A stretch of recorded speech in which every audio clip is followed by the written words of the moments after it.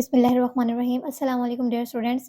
तो आज से इंशाल्लाह हम अपनी लेक्चर सीरीज स्टार्ट करें इंट्रोडक्शन टू बिजनेस की MGT 211 क्योंकि इसके जो हैंडआउट्स हैं और लेक्चर्स हैं वो टोटली अपडेट हो चुके हैं। टोटल इसमें हमारे पास 14 थीम्स होंगे अब, जो कि 7 मिड टर्म में होंगे और 7 फाइनल में होंगे। ऊपर नीचे हो सकते हैं, मे बी 6 मिड टर्म में हो और 8 फाइनल टर्म में हो, तो इसकी टेंशन नहीं लेनी क्योंकि तमाम लेक्चर ऑलरेडी हम अपलोड तब तक कर देंगे चैनल पे, ठीक है। तो इसके अलावा मैं आप लोगों को बता देती हूँ कि आप लोगों ने किस तरह से जाकर सर्च करना है यूट्यूब के ऊपर, ठीक है? आप जब लोग सर्च करते हैं MJ211 शॉर्ट लेक्चर, ये सर्च करने के बाद आपके पास काफ़ी सारे रिज़ल्ट आ जाते हैं जो कि ये ओल्ड हैं। अब हमने हमने तो अपडेट में करना है ना, तो हम यहाँ पे फ़िल्टर के ऑप्शन पर क्लिक करके यहाँ पर दिस मंथ या दिस वीक सेलेक्ट कर लेंगे इन दोनों में से। ये दोनों जब आप सेलेक्ट करेंगे ना, तो आपके पास जो-जो न्यू अपडेट लेक्चर होंगे जिन्होंने बनाए होंगे, वो आप लोगों के पास यहाँ पर शो हो जाएँगे। आप लोगों ने वही रीड करने हैं, इसके अलावा रीड नहीं करने। तो लेक्चर 1 आज हम जो थीम 1 है हमारा, आज वो हम देखेंगे कि क्या है। यहाँ पर ना काफ़ी ज़्यादा चीज़ें हैं जो कि इम्पोर्टेंट हैं और मीन्स के बीच-बीच में से मैंने इससे हट के ना मैंने आप लोगों के लिए एक शॉर्ट नोट बना दी है। वो आप सर अली खान से भी एक्सेस उसकी ले सकते हैं। तो शॉर्ट नोट से हम देख लेते हैं। मैंने यहाँ पे इसको बनाया हुआ है शॉर्ट नोट्स और थीम 1 का, ठीक है? तो इसमें हम क्या देखेंगे, इसमें हम ह्यूमन जर्नी देखेंगे बिज़नेस की तरफ में, मीन के स्टोन एज से लेकर एआई तक किस तरह से जो जर्नी है ह्यूमन्स ने वो की है। तो पहला हमारे पास है human evolution and the economic journey. जो ह्यूमन इवोल्यूशन थी कि ह्यूमन ने किस तरह से स्टोन एज से वहाँ तक एआई तक जर्नी की है, वो तमाम देखेंगे और साथ में इकोनॉमिक जर्नी भी देखेंगे किस तरह से तरक्की हुई है तमाम। तो पहला पॉइंट है हमारे पास stone age to neolithical revolution. 2.5 million की जो सदी थी वहाँ से लेकर जो 10,000 साल की जो सदी थी, वहाँ तक के दरमियान में क्या-क्या हुआ है। अर्लियर जो ह्यूमन्स थे, नोमैडिक थे, hunting and gathering, nomadic life खाना-बदोश। एक जगह पर अगर लोग ठहरे हैं, तो वो वहाँ पर ठहरते नहीं हैं, वो वहाँ से दूसरी जगह मूव ऑन कर जाते हैं, मीन्स के खाना-बदोशों की तरह वो अपना सफ़र जारी रखते हैं और मीन्स के उसी में पलते-बढ़ते हैं। हंटिंग में और गैदरिंग में वो चीज़ें आ जाती हैं, लाइक जो स्टोन एज थी ना, उसमें तमाम काम स्टोन से किया जाता था, लाइक किसी ने शिकार करना है स्टोन से करेंगे, कोई भी खाना बनाना है स्टोन से करेंगे, उनके घर होते थे वो स्टोन के बने होते थे, जो हथौड़ा होता है वो स्टोन का बना होता था। और जब हम गोश्त काटते थे ना, जो लाइक जो पहले स्टोन एज में थे, जो गोश्त काटते थे वो भी तकरीबन स्टोन से ही वो तमाम काम वहाँ पर वो लोग करते थे। तो अर्ली ह्यूमन्स में वो आ जाता है। न्यूलिथिकल रेवोल्यूशन में agriculture, animal domestication, permanent settlement. Neolithical evolution में क्या हुआ था, एग्रीकल्चर स्टार्ट की गई थी। उसमें एग्रीकल्चर में तमाम जो ज़राअत का काम आ जाता है, जो काश्तकारी वो चीज़ें आ गई थी। एनिमल एनिमल डोमेस्टिकेशन, जो पहले लोग थे ना वो क्या करते थे, वो शिकार करके एनिमल्स को मीन्स के वहीं हंट करके खा जाते थे। तो एनिमल डोमेस्टिकेशन बाद में क्या हुआ था, एनिमल्स की जो नस्लें थी वो बढ़ाई गई थी, उनको फिर बेचा गया था, उनसे फिर जो आगे कारोबार है वो शुरू किया गया था। परमानेंट सेटलमेंट किए गए थे क्योंकि जो एग्रीकल्चर का निज़ाम यहाँ पर शुरू हुआ था ना, वो परमानेंट सेटलमेंट से ही यहाँ पर अ, काम में आया था। परमानेंट सेटलमेंट थी तो उन्होंने एग्रीकल्चर किया था, एनिमल डोमेस्टिकेशन किया था। परमानेंट के सेटलमेंट के अलावा यहाँ पर वो ये चीज़ें नहीं कर सकते थे। Trade likely began informally with surplus good bartering. जो यहाँ पर ये चीज़ बताई गई है ना, बैटरिंग का जो बताया गया है, सादा अल्फाज़ में मैं आपको समझाती हूँ। आपके पास गंदुम है, मेरे पास एनिमल डोमेस्टिकेशन के लिए घास चारा मौजूद है, ठीक है? अब मुझे गंदुम की ज़रूरत है और आपको घास चारे की ज़रूरत है एनिमल्स के लिए आप अपने। तो मैं क्या करूँगी, हम दोनों ना आपस में ना लेन-देन कर लेंगे, मीन्स कि इक्वली। आप जितना मुझे गंदुम देंगे, मैं आपको उतना घास चारा दे दूँगी, मीन्स कि हम दोनों की ज़रूरत पूरी हो रही है, हम लेन-देन करके एक-दूसरे को मुनाफ़ा पहुँचा रहे हैं। तो ये बैटरिंग सिस्टम में आ जाता है। आगे हमारे पास आता है राइज़ ऑफ अर्लियर सिविलाइज़ेशन 3 के बीसी टू 1 के, मीन्स कि जो 3000 साल पहले की सदी थी, वहाँ से लेकर 1000 साल की जो सदी थी उसके दरमियान में क्या हुआ था। फाउंडेशन ऑफ ऑर्गेनाइज्ड ट्रेड, जो मेसोपोटामिया था, इजिप्ट था, इंडस वैली, चाइना, ये जो बड़ी ऑर्गेनाइजेशन थी ट्रेड की, ये फाउंड की गई थी, फाउंडेशन हुई थी, इनकी बनाई गई थी। Invention of writing system to record transaction. इसमें क्या गया था, इसमें जो राइटिंग सिस्टम था वो इन्वेंट किया गया था ट्रांज़ैक्शंस को रिकॉर्ड करने के लिए, लेन-देन का जो रिकॉर्ड था उसको रखने के लिए। Emergency of earlier banking and formalised business around urban area. जो अर्बन एरियाज़ थे, ये Mesopotamia, Egypt, Indus valley, China, जो बड़े अर्बन एरियाज़ थे, जो इनके बिज़नेस इन्होंने किया था ना, उनके दरमियान में इन्होंने बैंकिंग सिस्टम भी बना दिया था अर्लियर, ताकि निज़ाम अच्छे से चलता रहे और ट्रांज़ैक्शन भी अच्छे से होते रहें। मीन्स कि सिंपल अल्फाज़ में था इनके दरमियान में ही कि जो इंडस वैलीज़ थी, जो इंडस ऑर्गनाइज़ेशन थी बड़ी, जो ये इंडस ऑर्गनाइज़ेशन कह रही हूँ, सॉरी। ये जो ऑर्गनाइज़ेशन ट्रेड्स थी, इनके दरमियान में जब इन्होंने चीज़ें दरियाफ़्त की हैं, ट्रेड्स इन्होंने शुरू किए हैं, तो इनको लेन-देन भी तो करना था। उनके लेन-देन में इनको ट्रांज़ैक्शंस भी रिकॉर्ड करने थे। ट्रांज़ैक्शन इन्होंने इसलिए रिकॉर्ड किए थे क्योंकि लोग अक्सर आगे जाके बेईमान हो जाते हैं, इसलिए इन्होंने रिकॉर्ड्स भी यहाँ पर राइटिंग का सिस्टम इन्होंने इजाद किया था। आगे हमारे पास आ जाता है सेकंड पर trade and markets in ancient civilisation.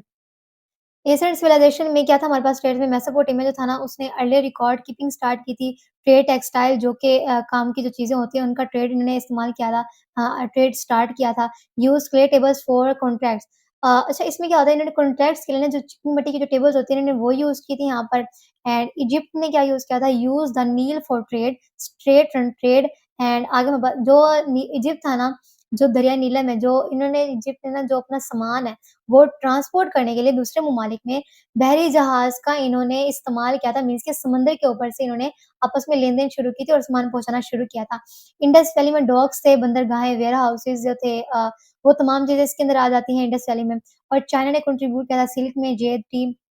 अच्छा, अब यहाँ पर चाइना ने क्या किया था, बिज़नेस एथिक एम्फेसिस जो था ना वो ज़िन था जो कि बहुत ट्रस्ट और सिंसेरिटी था ये आ सकता है। और जो चाइना था ना, इसने सिल्क रोड बनाया था ट्रांसपोर्ट के लिए। इजिप्ट ने क्या किया था बहरी जहाज़ के ज़रिए से समुद्र के ऊपर से सामान पहुँचाना किया था। जो चाइना था इसने सिल्क रोड बनाया था, इसने रोड के ज़रिए से ट्रांसपोर्टेशन इसने स्टार्ट की थी। आगे हमारे पास आ जाता है ancient business practice and marketplace. Trade methods आ जाते हैं largely barter based require a double coincidence of wants. जो ट्रेड का मेथड यहाँ पर तिजारत का मेथड था ना लार्जली वो बैटरी बेस्ड था मीन्स के लेन-देन का था। आपको कोई चीज़ ज़रूरत है और मुझे कोई चीज़ ज़रूरत है, आपके पास वो मुयस्सर है, मेरे पास वो मुयस्सर है, तो आपस में हम लेन-देन कर लेंगे। हमारे कोइंसिडेंस मीन्स के जो चीज़ हमें ज़रूरत होगी हम उसी हिसाब से आपस में लेन-देन कर सकते हैं। मार्केट प्लेसेस में अगोरा खान अल खलील जो थे ना मार्केट प्लेसेस में जो बड़ी मार्केट प्लेस होती हैं, central economic and cultural hub से यहाँ पर और फाउंडेशनल जो प्रिंसिपल थे बिज़नेस के, business build on verbal argument, personal trust and reputation. जो यहाँ पर बिज़नेस के जो प्रिंसिपल थे, फाउंडेशन जब बिज़नेस बनाए गए थे, उनको फाउंड किया गया था। जो यहाँ पर बिज़नेस की जो मेन चीज़ें थी, बेसिक जो नीड थी, वो यहाँ पर पर्सनल ट्रस्ट था, तभी यहाँ पर वो चीज़ें आपस में लेन-देन कर सकते थे और रेपुटेशंस भी यहाँ पर अच्छी काफ़ी ज़्यादा बनती गई थी। फैसिलिटेटर्स में ब्रोकर्स आ जाते हैं, middleman, standardised rate, insured fairness. यहाँ पर ईमानदारी का काम बहुत ज़्यादा था और यहाँ पर जो मिडलमैन होते हैं मीन्स के एक आप हैं, एक मैं, हमारे दरमियान में एक मिडलमैन है, वो हमारा आपस में लेन-देन करवा रहा है, ट्रस्ट के ज़रिए से। और आगे ब्रोकर्स भी वहीं हो रहा है मीन्स कि मैं हूँ और आप हैं, आपस में हम दोनों मीन्स की चीज़ें एक-दूसरे एक्सचेंज कर रहे हैं और जो मुनाफ़ा आएगा, हम दोनों को उस चीज़ में से आएगा, वो हमारे पास ब्रोकर्स हो जाते हैं। इस नोट्स में से शॉर्ट नोट्स में से कोई भी चीज़ आपने स्किप नहीं करनी है सारा, एमसीक्यूज़ के लिहाज़ से बहुत इम्पोर्टेंट है और एक और मेन बात कि जो एमडी 211 होगा वो टोटली एमसीक्यूज़ बेस्ड होगा। जस्ट ये अपडेट हुआ है और इसमें शॉर्ट और लॉन्ग कुछ नहीं होंगे, जस्ट एमसीक्यूज़ बेस्ड होगा, तो आपने ये सारा रीड करना है, मैंने शॉर्ट इसका ऑलरेडी कर दिया है। अब इंडस्ट्रियल रेवोल्यूशन देख लेते हैं ट्रांसफॉर्मिंग बिज़नेस की रेवोल्यूशन फर्स्ट जो था हमारे पास 1760 टू 1840 था। उसमें स्टीम पावर थी, मैकेनाइज़ेशन थी और टेक्सटाइल मैन्युफैक्चरिंग जो चीज़ें थी ना वो 1760 टू 1840 तक रही थी और जो इसका आउटकम था, वो फैक्ट्री इकोनॉमिक्स था और ग्रोथ हुई थी सिटीज़ की यहाँ पर। और जो सेकंड रेवोल्यूशन हमारे पास 18 टू 70 उसमें हमारे पास 1914 तक जो था, उसमें इलेक्ट्रिसिटी बनाई गई थी, मास प्रोडक्शन थी, असेंबली लाइन्स जो थी, उनकी इन्वेंशन की गई थी और आउटकम क्या था इसका राइज़ ऑफ कॉर्पोरेट गेन्स था, ग्लोबल ट्रेड एक्सपेंशन मीन्स कि लार्ज अमाउंट के ऊपर यहाँ पर ट्रेड की गई थी, तिजारत की गई थी, सेकंड रेवोल्यूशन के अंदर। जो थर्ड है हमारे पास 1960 टू 2000 तक, वो हमारे पास जदीद दौर था कंप्यूटर सिस्टम का, इंटरनेट का, ऑटोमेशंस का और इमरजेंसी ऑफ आउटकम में जो हमारे पास आउटकम थी, वो emergency of e-commerce, knowledge worker, global supplies chain. हमारे पास क्या दौर आया जदीद दौर क्या था हमारे पास 1960 टू 20 तक का कंप्यूटर का था, इंटरनेट का था। अब आउटकम उसके ज़रिए से ही मीन्स कि ग्लोबल सप्लाई चेन्स बनाई गई, एक ममालिक से दूसरे ममालिक ऑनलाइन भी कारोबार यहाँ पर इन्होंने स्टार्ट कर दिया था। फोर्थ एवोल्यूशन में बात आता है 2010 से प्रेज़ेंट एरिया जो हमारे पास चल रहा है एआई का, आईओटी इंटरनेट ऑफ थिंग्स हमारे पास आते हैं, स्मार्ट सिस्टम आ जाता है, ब्लॉकचेन आ जाते हैं। तो मीन्स के जदीद दौर में और इन्वेंशन की गई थी जो कि अब तक हमारे पास चल रही है और इन्वेंशन काफ़ी ज़्यादा हो ही जा रही हैं। एआई भी आप लोगों ने मीन्स कि काफ़ी ज़्यादा सुना होगा और एआई आप लोग यूज़ भी करते हैं और hyper personalised service, smart manufacturing, ethical demand जो टेस्ला की जो ये चीज़ें बनाई गई थी, ये आउटकम्स ही इसका एआई के जदीद दौर में। अब हमारे पास जो फिफ्थ लास्ट पे आता है, वो हमारे पास 2030 आता है, जो हमारे पास आगे आएगा आगे। आगे आने वाले वक़्त में मशीन होगी, ह्यूमन मशीन बनाई जाएगी, जिसके अंदर लाइक के रोबोट्स बनाए जाएँगे, रोबोट्स के अंदर ह्यूमन को ब्रेन्स इंस्टॉल कर दिए जाएँगे मीन्स कि वो ह्यूमन की तरह ही सोचेंगे और ह्यूमन की तरह ही काम करेंगे। अब भी हैं, लेकिन तब और ज़्यादा उसके अंदर मैन्युफैक्चरिंग की जाएगी और ज़्यादा अच्छे तरीके से की जाएगी। क्वांटम कंप्यूटिंग बनाई जाएगी, shifting toward ethical capitalism and sustainability and स जो ये चीज़ें होती हैं ना आउटकम में, जो आने वाले वक़्त में आएँगी, वो तमाम चीज़ें इसके अंदर जो एथिकल कैपिटलाइज़ेशन में शिफ्ट हो जाएँगी। तो ये टेबल भी आप लोगों ने लाज़मी याद रखनी है और डेट्स भी आप लोगों ने लाज़मी यहाँ पर रिमेंबर कर लेनी है। आगे 5th पर हमारे पास आ जाता है फ्यूचर विज़न हमारे पास आ जाता है द एज ऑफ एआई। अब फ्यूचर विज़न में हम क्या देखेंगे, एआई की एज को देखेंगे कि एआई किस तरह से ग्रो कर रहा है, काफ़ी ज़्यादा बढ़ रहा है चीज़ों के अंदर, चीज़ों को रिप्लेसमेंट कर रहा है। करंट फ़ोकस हमारे पास जो 2020 का प्रेज़ेंट था, मशीन लर्न जो एमएल होता है वो काफ़ी ज़्यादा यहाँ पर ग्रो कर चुका है, प्रिडिक्ट एंड एक्ट इंडिपेंडेंटली। जो एआई है ना, लाइक कि जैसे चैट जीपीटी है हमारे पास, चैट जीपीटी को हम कोई भी क्वेश्चन करते हैं, वो मिनटों में, सेकंड्स में हमारे पास उसका आंसर दे देता है, मीन्स कि वो इंडिपेंडेंटली है। अब की टूल्स के हमारे पास machine learning, automation, big data analyst, ये तमाम चीज़ें एआई में ग्रो कर रही है। फ्यूचर पॉसिबिलिटीज़ हैं पोस्ट वर्क सोसाइटीज़ और biological fuel and quantum invention, rising ethical concern, employment identity. अब एआई जो आ रहा है ना आने वाले दौर में, वो एम्प्लॉइज़ को भी रिप्लेस करेगी, सुनने में आया है, होप सो ये हो भी, होप सो ये ना भी हो। तो ये फ्यूचर में पॉसिबिलिटीज़ हैं भी सही, क्यों नहीं भी है। आगे अंडरस्टैंडिंग कर लेते हैं the nature of business. Business क्या है? डेफिनिशन इसकी देख लेते हैं। An economic activity aim to fulfil societical needs while earning a profit. अब बिज़नेस की डिफाइन क्या है? बिज़नेस हम क्यों करते हैं? हमें किसी चीज़ की ज़रूरत है, हमें पैसों की ज़रूरत है। हम पैसों को लेने के लिए कोई ऐसी चीज़ बनाते हैं जिसकी सोसाइटी को काफ़ी ज़्यादा नीड है। हम वो चीज़ सोसाइटी को देंगे, उसके बदले में वो हमें पैसे देंगे। तो ये एक बेसिक सी डेफिनिशन है, इसकी आप लोगों ने लाज़मी याद कर लेनी है। Involve the continuous cycle of production, risk taking and value creation. जो बिज़नेस में होता है ना, वो प्रोडक्शन का जो साइकिल होता है उसको हमें कंटीन्यूअसली चलाना पड़ता है, तभी हमारे पास चीज़ें होती हैं अच्छे से ग्रो करती हैं और रिस्क टेकिंग भी होता है काफ़ी ज़्यादा, और ये क्रिएशन के ऊपर वैल्यू रखता है। आगे हमारे पास कैरेक्टरिस्टिक आ जाते हैं बिज़नेस की। इकोनॉमिक एक्टिविटी हमारे पास आता है फॉर मॉनेटरी गेन हमारे पास आ जाता है। Deals in goods and services means के प्रोडक्शन ऑफ टेंजिबल आइटम्स और इनटेंजिबल आइटम्स। इसमें क्या होता है, बिज़नेस के अंदर ना गुड्स सर्विसेज़ भी हम प्रोवाइड कर सकते हैं। लाइक के किसी को कोई सर्विस हमने, यानी कि एक बिज़नेस में हम काम कर रहे हैं। अब उस बिज़नेस को ग्रो करने के लिए हमें कोई भी सर्विस देनी है। लाइक हमें कोई भी आइडिया देना है, कोई भी प्रोजेक्ट ऐज़ हमने उसको देना है जिससे वो ग्रो कर सके। तो ये इंटेंजिबल होगा। अब उनको क्या ज़रूरत है, हमारे कंप्यूटर मशीन की, मीन्स की एक फैक्ट्री है। अब यूज़र, अब उसको हम कंप्यूटर देंगे, मीन्स कि उसको यूज़र को चाहिए तो हम उसको दे रहे हैं, वो टेंजिबल आइटम्स के अंदर आ जाते हैं। मीन्स ये गुड्स एंड सर्विसेज़ आइटम्स में हमारे पास बिज़नेस ये भी होती हैं। Creates utility, adds usefulness to produce to satisfy human wants। अब creates utility इसके अंदर क्या आता है, हमने ऐसी चीज़ बनानी है, ऐसा प्रोडक्ट बनाना है जो कि ह्यूमन की ज़रूरत के मुताबिक उनको चाहिए होता है। प्रॉफिट मोटिवेट होता है, सेंट्रल ऑब्जेक्ट इज़ प्रॉफिट। इसका सेंट्रल जो प्रॉफिट का जो मोटिवेट होता है बिज़नेस का, वो हमारे पास प्रॉफिट का ही होता है, मीन्स कि हमने मनी गेन करनी होती है। इसमें काफ़ी ज़्यादा रिस्क ऑफ लॉस भी होता है, success is not guaranteed, uncertainly inherent means के काफ़ी ज़्यादा इसमें रिस्क होता है। हमने अगर कोई प्रोडक्ट बना लिया, अगर वो चले ही ना, तो इसमें तो काफ़ी ज़्यादा लॉस हो जाएगा, तो इसकी कोई गारंटी नहीं होती। सीरीज़ ऑफ डील होता है इन्वॉल्विंग ऑनगोइंग कंटीन्यूअस ट्रांज़ैक्शन। इसमें सीरीज़ चलती हैं डील्स की, मीन्स की चीज़ें ले रही हैं, चीज़ें दे रही हैं और कंटीन्यूअस ट्रांज़ैक्शन इसमें करनी होती है। लीगल एक्टिविटी होती है must operate with in the law. जो कानून बनाते हैं गवर्नमेंट, उनके अंदर ही रहकर यहाँ पर हमने अपनी एक्टिविटी परफ़ॉर्म करनी होती है। आगे हमारे पास आता है स्कोप ऑफ बिज़नेस फॉर की सेक्टर्स। अब जो सेक्टर्स हैं उनके लिहाज से हमारे पास यहाँ पर 4 कीज़ हैं बिज़नेस की। ये यहाँ पर अलग चला गया, यहाँ पर इसके 3rd के नीचे यहाँ पर 4th आना था।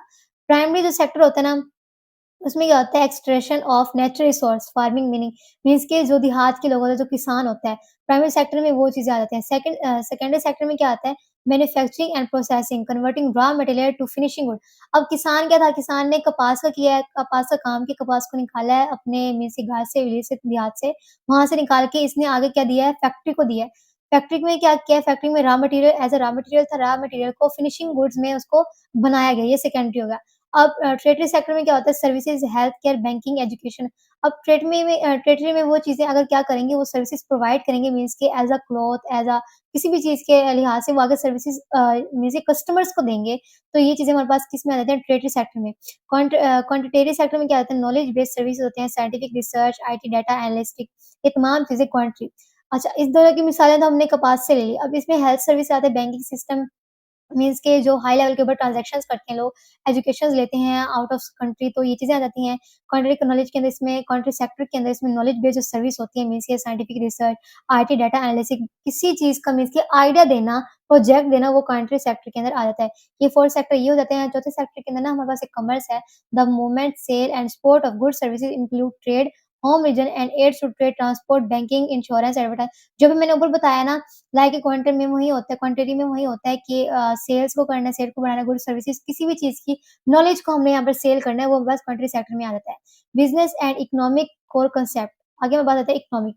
Study of how societies allocate scarce resource to produce and distribute goods services. Economic में क्या करते हैं, इसमें स्टडी की जाती है कि जो हमारे पास पर्सन है, जो हमारे पास कस्टमर है, उसको किस चीज़ की ज़रूरत है, उसको जाकर फिर हम लोकेट करते हैं और हमने वो प्रोडक्ट आगे जाकर प्रोड्यूस करना होता है। इकोनॉमिक सिस्टम आ जाता है हमारे पास आगे, a nation framework for determine what, how, for, whom to produce. Economic system के अंदर नेशन के जो फ्रेमवर्क को यहाँ पर डिटरमाइन किया जाता है कि क्या, कैसे और क्या चीज़ यहाँ पर प्रोड्यूस करनी है। पहला हमारे पास कैपिटलिज़्म आता है, private ownership, profit driven markets. अच्छा, कैपिटलाइज़ेशन में हमारे पास प्राइवेट ओनरशिप मीन्स कि हमने एक बिज़नेस स्टार्ट किया है, उसकी ओनरशिप हमारे पास है, तो ये प्रॉफिट प्राइवेट ओनरशिप में आ जाता है। सोशलाइज़ियम में मिक्स्ड ओनरशिप आ जाती है, गवर्नमेंट इन्वेंशन आ जाते हैं और कम्युनिकेशन में स्टेट कंट्रोल प्रोडक्शन आ जाता है, मीन्स कि नॉर्थ कोरिया जो लार्ज कैपिटल एरियाज़ हैं, वो आ जाते हैं। सर्कुलर फ्लो मॉडल क्या होता है? Accelerate the movement of money, goods and service between household, business, government and financial institute. जो बिज़नेस का सर्कुलर फ्लो मॉडल है ना, वो क्या करता है, जो मनी होती है उसको एक्सेलरेट करता है, मीन्स कि आगे पहुँचाता रहता है और जो गुड्स सर्विसेज़ होते हैं, जो थिंग्स होती हैं उसको हाउसहोल्ड, बिज़नेस, गवर्नमेंट और फाइनेंशियल इंस्टीट्यूट और उसके दरमियान में लेन-देन वो करते रहते हैं। डिमांड्स एंड सप्लाइज़ आ जाते हैं आगे, डिमांड्स में क्या होता है, quantity customers are willing to buy at different prices. जो डिमांड होती है ना कस्टमर्स की, उनकी होती है कि वो क्या करते हैं, मीन्स कि सस्ती में महँगी चीज़ को खरीद सकें, मीन्स कि उनकी डिमांड काफ़ी ज़्यादा हाई होती है लेकिन उनके पास मनी लो होती है। Large demand, price approach quantity demand down rose. तो डिमांड में की ये होता है, सप्लाइज़ में क्या होता है, सप्लाइज़ में quantity business are willing to sell at various places. इसमें क्या होता है, जो लॉज़ ऑफ सप्लाई होते हैं, उसमें जो प्राइस होती है, वो काफ़ी ज़्यादा मीन्स कि अप एरो होती है और जो क्वांटिटी सप्लायर होती है, वो अप एरो वो भी होती है। मीन्स कि सप्लाई के हिसाब से उनको चीज़ें प्रोवाइड की जाती हैं कस्टमर्स को आगे। रिज़ल्ट आ जाते हैं, the interaction determine market prices. जो होते हैं मार्केट जो प्राइसेज़ होती हैं, उनके हिसाब से ही चीज़ों को आगे सेल करना होता है। उनकी मीन्स कि जितनी उनकी क्वांटिटी होगी, उनके हिसाब से उनकी प्राइस रेंज भी रखी जाएगी। मार्केट स्ट्रक्चर हमारे पास आता है, परफेक्ट कॉम्पिटिशन होता है, many small frames, identical production, agriculture. जो परफेक्ट कॉम्पिटिशन होता है ना, लाइक के एग्रीकल्चर की कोई भी चीज़ है मीन्स कि रॉ मटेरियल है। अब 2 हमारे पास 2 पर्सन्स हैं, दोनों के पास सेम थिंग है। अब उनका क्या करेंगे, अगर दोनों में से किसी का भी ज़्यादा प्रोडक्ट मीन्स कि अच्छा होगा ना, तो उनकी चीज़ ले लेंगे। अब इसमें काफ़ी ज़्यादा मीन्स कि कॉम्पिटिशन होता है। मोनोपोली सिंगल डोमेन फ़िल्म होता है ये हमारे पास, और ओलिगोपोली जो होता है हमारे पास, फ्यू लार्ज फ़िल्म्स होते हैं, स्मार्टफ़ोन इंडस्ट्रीज़। मीन्स कि जो स्मार्टफ़ोन की जो इंडस्ट्रीज़ होती है ना, स्मार्टफ़ोन्स तो हर कोई बना नहीं सकता।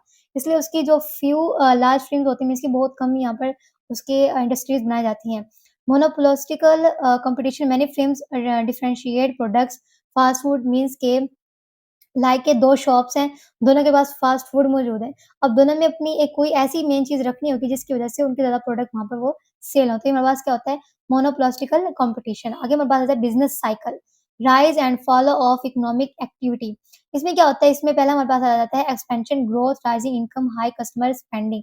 एक्सपेंशन में वही आ जाता है कि हम बिज़नेस को ग्रो करेंगे, हमारी इनकम भी ग्रो होगी, ज़्यादा होगी, और हाई कस्टमर जो होंगे ना, मीन्स के जो ज़्यादा कस्टमर होंगे, वो हमारी चीज़ें ज़्यादा यहाँ पर परचेज़ करेंगे। पीक क्या होता है, peak economic reach it highest point, growth stabilise. अब हमने ग्रो कर दिया बिज़नेस को, अब एक ना एक पॉइंट पे तो जाके वो रुक ही जाएगा, मीन्स कि हाईएस्ट पॉइंट पे वो रुकेगा, उसको हम पीक कहते हैं, और मीन्स कि स्टेबलाइज़ हो चुका है हमारा बिज़नेस। कंस्ट्रक्शन होता है, decline economic activity often leading to recession, और टफ जो होता है हमारे पास लोएस्ट पॉइंट होता है, फॉलोड बाय रिकवरी। मीन्स कि बिज़नेस में काफ़ी ज़्यादा रफ़ टाइम भी आता है, जो कि लोएस्ट पॉइंट होता है बिज़नेस ओनर्स के लिए। उन्होंने अपना तमाम पैसा लगाकर उनको बिज़नेस को सेट करना होता है। फंडामेंटल आ जाता है बिज़नेस कॉन्सेप्ट की, कैपिटल आ जाता है। कैपिटल वो बड़ी कंपनीज़ होती हैं जो कि मीन्स कि लार्ज स्केल के ऊपर चीज़ें प्रोड्यूस करती हैं, tools, machinery, building, use and production, ये तमाम चीज़ें कैपिटल के अंदर आ जाती हैं। कॉस्ट आ जाता है expensive incurred for production, sale हमारे पास आता है revenue, total income for sale, profit, revenue, cost, which are for service and growth. To the point तमाम चीज़ें लिखी हुई हैं, आप लोगों ने कोई भी चीज़ में स्किप नहीं करनी। इन्फ्लेशन आ जाता है एंड बिज़नेस डिसीजन आ जाता है। इन्फ्लेशन में general rise in price, reduce purchasing power.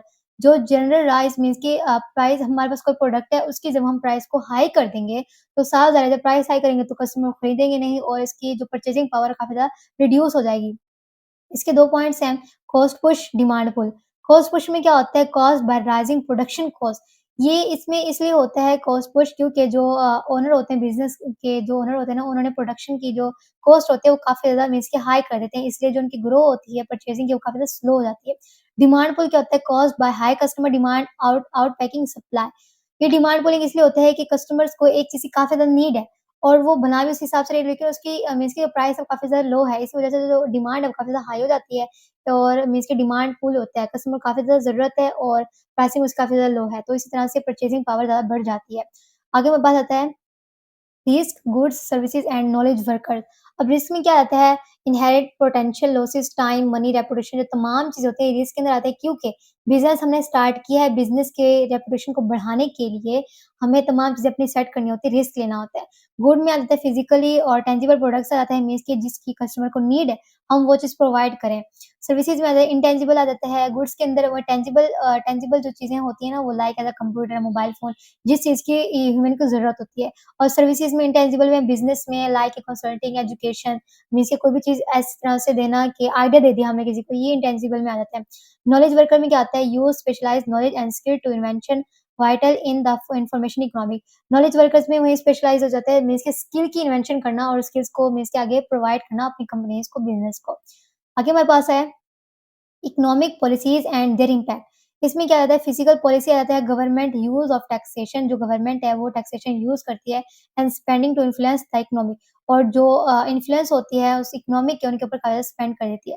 Monetary policy क्या होता है कंट्रोल द मनी सप्लाई जो मनी है उसकी सप्लाई को कंट्रोल करती है and interest rate and manage influence environment जो इन्फ्लुएंस होते हैं ना उसके इन्वेस्टमेंट और इन्फ्लेशंस को यहाँ पर इंटरेस्ट रेट्स को कंट्रोल करती है। आगे हमारे पास लास्ट पर आ जाता है जीडीपी एंड रिसेशन। जीडीपी क्या होता है? Gross domestic product, total market value of all final goods services produced within a country annually. उन तमाम का मार्केट वैल्यू फाइनली जो गुड्स सर्विसेज और प्रोडक्शन होती है कंट्री की एनुअल इनकम के तौर पर उसको हम क्या कहते हैं जीडीपी कहते हैं measure of economic health health के जो इकोनॉमिक हेल्थ है मीन्स के जो कारोबारी हमारे पास निज़ाम चल रहा है उसको देख के यहाँ पर जीडीपी यहाँ पर बनाई जाती है। रिसेशन में हमारे पास आ जाता है GDP deadline declines for at least 2 consecutive quarters leads to unemployment low confidence. जो यहाँ पर रिसेशन होते हैं वो जीडीपी यहाँ पर एट लीस्ट 2 कंसेक्यूटिव क्वार्टर्स को देखती है जिसके अंदर जो लीड किया जाता है वो अनएम्प्लॉयमेंट और लो कॉन्फिडेंस को यहाँ पर लीड किया जाता है। लास्ट पर हमारे पास पॉइंट है business must monitor GDP to adjust strategies and manage cost. जो जीडीपी का अगर मेन मकसद है ना, बिज़नेस की स्ट्रैटेजीज़ को एडजस्ट करने के लिए और जो कॉस्ट उसकी बढ़ रही है चीज़ों के प्रोड्यूस करने के लिए, वो उनको सेट करने यहाँ पर। तो जो हमारा थीम 1 था वो ऑलमोस्ट कंप्लीट हो चुका है। ये शॉर्ट नोट्स आपको इंशाल्लाह प्रोवाइड कर दिए जाएँगे ग्रुप्स में भी और आप लोग आईबी में भी आकर आप लोग इनको हमारे पास से ले सकते हैं। इससे हट के जो मैंने पीपीटी फाइल देखी है उसमें मेरे पास 57 यहाँ पर पेजेज़ थे जो कि काफ़ी ज़्यादा मीन्स कि इन्होंने चीज़ें काफ़ी ज़्यादा लिखी हुई थी, इनमें से कोई चीज़ हमने पढ़नी भी थी, कोई चीज़ नहीं भी पढ़नी थी। मैंने टू द पॉइंट करके आप लोगों को अच्छे तरीके से समझा दिया। इसके अलावा किसी स्टूडेंट ने अगर अपना एलएमएस हैंडल करवाना है, तो सर अली खान भी मौजूद हैं, जो कि एलएमएस सर्विस प्रोवाइड करते हैं। काफ़ी रिस्पॉन्सिबल प्राइस में आप लोगों के जो एलएमएस है, वो हैंडल कर दिए जाएँगे। और हमारा थीम 1 हो चुका है कंप्लीट। जो चीज़ समझ नहीं आई, कमेंट सेक्शन में आप वो चीज़ पूछ सकते हैं। इसके लिए आज के लिए इतना ही। मिलते हैं अपने नेक्स्ट वीडियो में इंशाल्लाह। तब तक के लिए अल्लाह हाफ़िज़।